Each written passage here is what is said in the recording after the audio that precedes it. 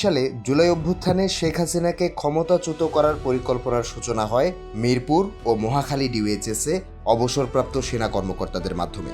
গোয়েন্দা সংস্থা ডিজিএফআই এবং সেনাবাহিনীর একাংশ পর্দার আড়াল থেকে ছাত্র আন্দোলনকে প্রভাবিত করেছিল। জনরোষ উস্কে দিতে অজ্ঞাত স্নাইপারদের দিয়ে হত্যাকাণ্ড ঘটানো হয়, আর এই দায় চাপানো হয় পুলিশের ওপর। সম্প্রতি এমন প্রতিবেদন প্রকাশ করে হইচই ফেলে দেয় north east news. The Bangladesh expose ক্ষমতা পালাবদলের ষড়যন্ত্র নিয়ে ৮ পর্বের বিশেষ ধারাবাহিক অনুসন্ধানী প্রতিবেদন প্রকাশ করছে ভারতীয় গণমাধ্যমটি। তবে একটি প্রতিবেদনেই 4টি ভুয়া দাবি শনাক্ত করেছে দ্য ডিসেন্ট। নর্থ ইস্ট নিউজের দাবি 2024 সালের 16 জুলাই অজ্ঞাত হামলাকারীর গুলিতে নিহত হন আবু সাইদ। রংপুরের এই তরুণ জামাতে ইসলামীর একটি গোপন আত্মঘাতী স্কোয়াডের সদস্য ছিলেন।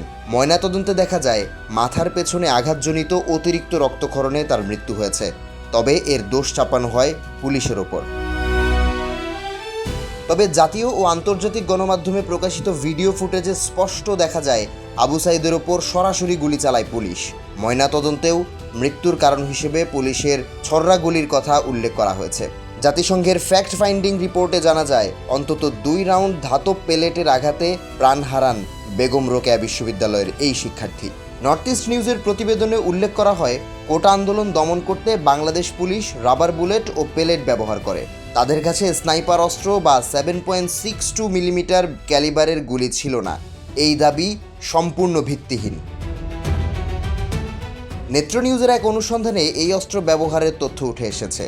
2019 থেকে 2024 সাল পর্যন্ত অন্তত 3 বার এই বুলেট কিনেছে Bangladesh police. 7.62 millimetre semi automatic rifle দেশে চায়না রাইফেল হিসেবে পরিচিত। জাতিসংঘের ফ্যাক্ট ফাইন্ডিং রিপোর্টেও নিরস্ত্র বেসামরিক মানুষের বিরুদ্ধে বিশেষ আর্মার পিয়ার্সিং গোলাবারুদ ব্যবহারের প্রমাণও পাওয়া গেছে।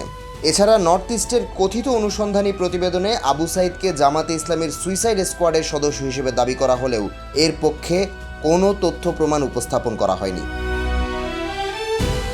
বাংলাদেশি কিংবা আন্তর্জাতিক সংবাদ মাধ্যমেও এমন দাবি প্রথম। আবু সাইদের পরিবার কিংবা বাংলাদেশ জামাতে ইসলামী আবু সাইদকে আনুষ্ঠানিকভাবে জামাত সদস্য হিসেবে দাবি করেনি। আবু সাইদ হত্যা মামলায় ইতোমধ্যে 2 পুলিশ সদস্যকে সর্বোচ্চ সাজা মৃত্যুদণ্ড দেওয়া হয়েছে।